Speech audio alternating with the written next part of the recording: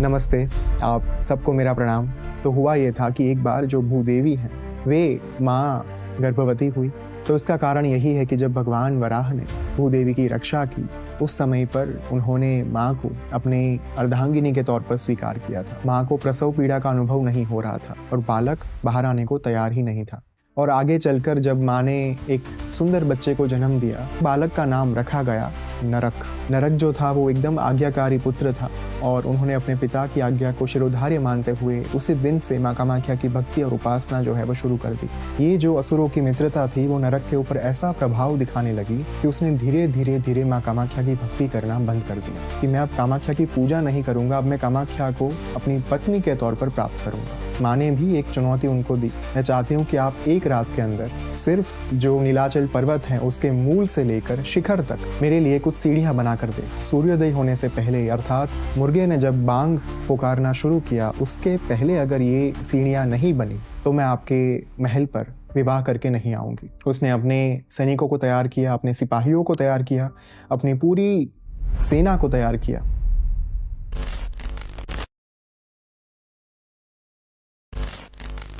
अपने अहंकार के चलते नरक ने पूरी सेना को, अपने सिपाहियों को, सैनिकों को आदेश दिया कि एक रात के अंदर ये सीढ़ियों का निर्माण चाहे कुछ भी हो जाए हमें पूर्ण करना होगा। और उसके आदेश के चलते सूर्यास्त के पश्चात नरक ने उन सीढ़ियों का निर्माण शुरू किया। किंतु जैसे ही सूर्योदय होने वाला था और नरक का कार्य भी पूर्ण होने वाला था, लेकिन यहाँ पर माँ ने एक युक्ति आजमाई। सूर्योदय होने से पहले ही माँ ने मुर्गे के द्वारा बांग पुकारने का आदेश जो है वो दे दिया और माँ का आदेश पाकर मुर्गे ने बांग पुकार दी। और नरक को लगा कि ये चुनौती मैं हार चुका हूँ, मेरा पराजय हो चुका है, और इसी कारण से अपने सैनिकों को उसने महल पर वापस चलने का आदेश दिया। लेकिन महल पर जाकर जब वो देखता है कि सूर्योदय होने को बहुत देर बाकी है, तब वो क्रोधित हो जाता है और जिस मुर्गे ने बांग पुकारी थी उस मुर्गे का वो गला काट देता है। इसलिए आज नीलाचल क्षेत्र में जहाँ पे वो मुर्गा काटा गया था उस क्षेत्र को नाम दिया गया है कुकुरकटा। और ये जो आधी अधूरी सीढ़ियाँ थी उसे नाम दिया गया मैखलोज पाथ। ये सीढ़ियाँ, ये रास्ता आज भी वहाँ पे देखा जा सकता है। तो जब नरकासुर के साथ ये एक धोखा किया गया तब वो अत्यंत क्रोधित हो गया। उसने ये निश्चय लिया कि आज के बाद मैं कभी किसी को माँ कामाख्या की भक्ति नहीं करने दूंगा। और उसी क्षण से उसने अपने पूरे राज्य में ऐलान कर दिया कि अब माँ कामाख्या के मंदिर में आज के बाद कोई भी व्यक्ति प्रवेश नहीं करेगा। और ये बात सब लोगों को पता चली। उसके बाद माँ कामाख्या की पूजा अर्चना वहाँ पे बंद हो गई। किंतु एक बार महर्षि वशिष्ठ माँ कामाख्या की साधना करने के लिए मंदिर में आए। मंदिर के बाहर जो नरक के सिपाही मौजूद थे, उन सिपाहियों ने उनको रोक दिया। महर्षि वशिष्ठ ने अत्यंत सौम्यता के साथ उन सिपाहियों को कहा कि आपको ज्ञात है कि आप किसे रोक रहे हैं? आप एक वैदिक महात्मा को, वैदिक ऋषि को रोक रहे हैं। ये आपके लिए अनर्थ साबित हो सकता है। तब जाकर सिपाहियों ने कहा कि देखिए महाराज, हम तो अपने राजा के आदेश का पालन कर रहे हैं और उनके आदेश के चलते हम किसी को भी इस मंदिर में प्रवेश नहीं करने दे सकते। तब जाकर महर्षि वशिष्ठ नरकासुर के दरबार में जाकर खड़े हो गए। उन्होंने नरकासुर से भी विनती की, हे नरकासुर, मुझे माँ की साधना करने दीजिए, उनकी उपासना करने दीजिए, क्योंकि मैं यहाँ पे उनकी पूजा करने के लिए आया हूँ। यदि आप मुझे रोकेंगे तो ये आपके लिए ठीक नहीं होगा। लेकिन महर्षि वशिष्ठ की चेतावनी को उन्होंने ध्यान में नहीं लिया। तब जाकर महर्षि अत्यंत क्रोधित हो गए और नरकासुर को यह शाप दिया गया कि जिस अहंकार के चलते तुमने माँ कामाख्या की पूजा के ऊपर रोक लगाई है, वही माँ कामाख्या अपने समग्र परिवार के साथ नीलाचल क्षेत्र से अदृश्य हो जाएगी। यहाँ से उनका गमन हो जाएगा। और इतना ही नहीं, भगवान विष्णु के द्वारा तुम्हारा जन्म हुआ है, भूदेवी के गर्भ से तुम्हारा लालन पालन हुआ है। वही दोनों, अर्थात भगवान विष्णु का एक अवतार और भूदेवी का अवतार ही आगे चलकर तुम्हारा वध भी करेगा। और इतना कहकर महर्षि वशिष्ठ वहां से चले गए। इनका यह श्राप सुनकर नरकासुर भागता दौड़ता माँ कामाख्या के गर्भगृह में पहुंचा और वहां पर जाकर वो क्या देखता है, माँ कामाख्या अपने पूरे परिवार के साथ, कामेश्वर कामेश्वरी के साथ, 10 महाविद्याओं के साथ वहां से अदृश्य हो चुकी थी, गमन कर चुकी थी। और ये बात जानकर फिर से एक बार नरकासुर के क्रोध की कोई सीमा नहीं रही। वहां पर भी वो रुका नहीं और उसने अपना अत्याचार प्रजा के ऊपर और बढ़ाना शुरू कर दिया। थोड़े अंतराल के बाद जब द्वापर युग की शुरुआत हुई, वहां पर भगवान कृष्ण ने जन्म लिया। उनके अवतार धारण करने के बाद अलग अलग लीलाओं के पश्चात एक बार जब सत्यभामा के साथ वो बैठे हुए थे, तब सत्यभामा ने अत्यंत मार्मिक बात उनसे कही। बहुत ही कम लोगों को ये बात पता है कि सत्यभामा वास्तव में भूदेवी का अवतार थी। वसुंधरा वसुमती जिन्हें हम कहते हैं, वही भूदेवी का अवतार, पृथ्वी माँ का अवतार सत्यभामा के तौर पर उन्होंने जन्म लिया था। सत्यभामा ने भगवान कृष्ण से कहा कि हे नाथ, अब समय आ चुका है कि इस धरती को नरकासुर के आतंक से मुक्त किया जाए, क्योंकि जब भूदेवी ने आपसे वरदान मांगा था तब भगवान विष्णु ने उनको ये वरदान दिया भी था कि नरक की रक्षा हमेशा होती रहेगी तब तक जब तक वो माँ कामाख्या की भक्ति नहीं छोड़ता। और नरकासुर ने कब से माँ कामाख्या की भक्ति जो है वो छोड़ दी है। अब वो इतना बड़ा असुर बन चुका है, उसने त्रिलोक में इतना आतंक मचाया हुआ है कि अब उसके वध का समय निश्चित हो चुका है। भगवान कृष्ण ने गरुड़ देव के ऊपर बैठकर सत्यभामा के साथ वे नीलाचल क्षेत्र में गए। उन्होंने ललकारा नरकासुर को, आवाहन दिया युद्ध के लिए, और तब जाकर नरकासुर ने अपनी पूरी सेना के साथ भगवान कृष्ण के ऊपर हल्ला बोल दिया। भीषण युद्ध हुआ, आक्रमण हुआ। नरकासुर इस बात से अनभिज्ञ था कि भगवान कृष्ण कौन है। भगवान कृष्ण ही साक्षात महाविष्णु के अवतार हैं, इस बात से वो अनजान था। और जब युद्ध आगे बढ़ता गया और एक के बाद एक उसके सिपाही जो है वो मरते चले गए, आखिर में नरकासुर जब अकेला बचा था अपने कुछ सैनिकों के साथ, तब उसने भगवान कृष्ण के ऊपर हमला करने का निश्चय किया। अपने हाथ में शस्त्र लेकर उसने भगवान कृष्ण की ओर दौड़ लगाई। जैसे ही वो भगवान कृष्ण के ऊपर हमला करने को गया, वो क्या देखता है, भगवान कृष्ण अपने विराट स्वरूप में आकर बदल गए माँ कामाख्या में। उनका यह परिवर्तन देखकर क्षण भर के लिए नरकासुर को अपनी आंखों पर विश्वास नहीं हुआ।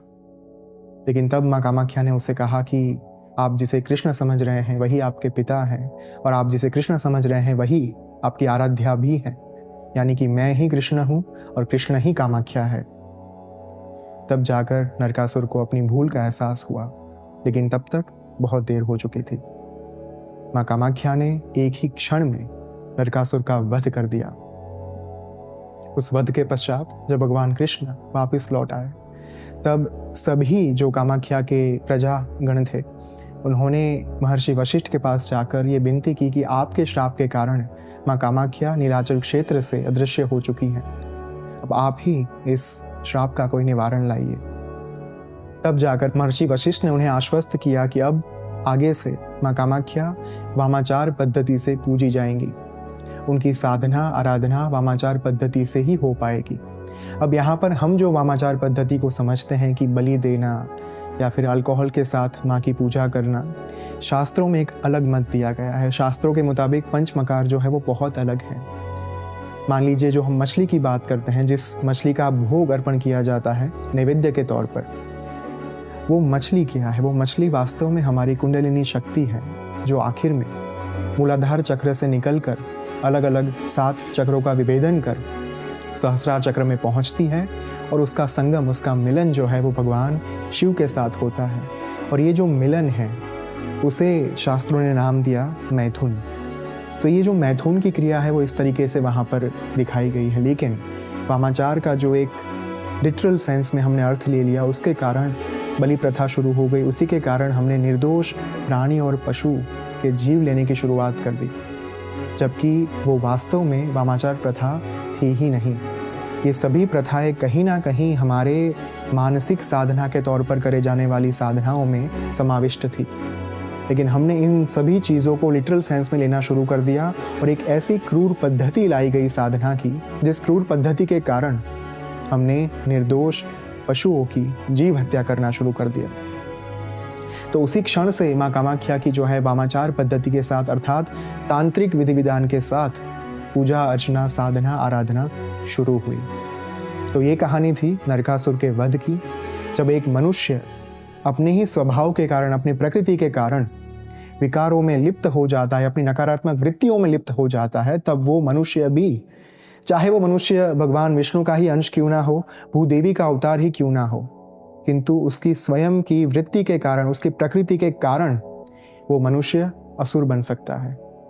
और जब जब इस भूलोक पर अधर्म का साम्राज्य व्याप्त होगा, तब तब भगवान कृष्ण या फिर अन्य अवतार जो है वो इस भूलोक पर धर्म की स्थापना के लिए अवतार धारण करते रहेंगे, जन्म लेते रहेंगे। यदि आप सोच रहे हैं कि मेरे पास ये जो एक बॉक्स रखा गया है वो क्या है, तो इस बॉक्स में है साधना टैबलेट। और जन्माष्टमी का पावन अवसर आने वाला है, तारीख 26 अगस्त को जन्माष्टमी आ रही है।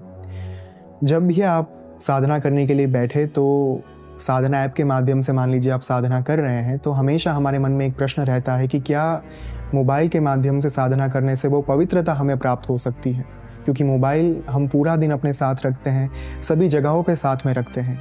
तो इसीलिए वैदिक साधना फाउंडेशन के माध्यम से आपके लिए लाया गया साधना टैबलेट, एक ऐसा वर्चुअल टेम्पल, एक ऐसा मंदिर जो आपके पास आपके साथ रहेगा और उसकी पवित्रता जो है वो हमेशा हमेशा के लिए बरकरार रहेगी।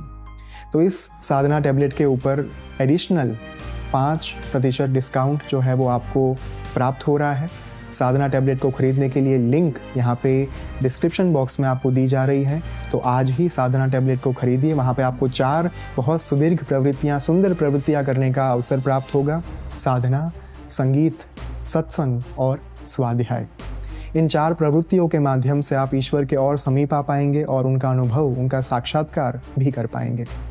तो इसी के साथ आज का ये वीडियो हम यहाँ पे संपन्न करते हैं।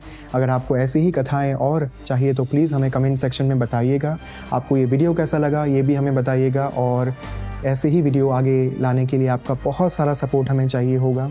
Please like and share this video, और जितना हो सके उतना कमेंट करिए और अपने मित्रों के साथ, स्वजन के साथ इस वीडियो को शेयर करिए। अगर आपको ऐसा ही कंटेंट चाहिए तो वेदोलॉजी चैनल को सब्सक्राइब करना ना भूलिएगा। धन्यवाद। ओम श्री मात्रे नमः।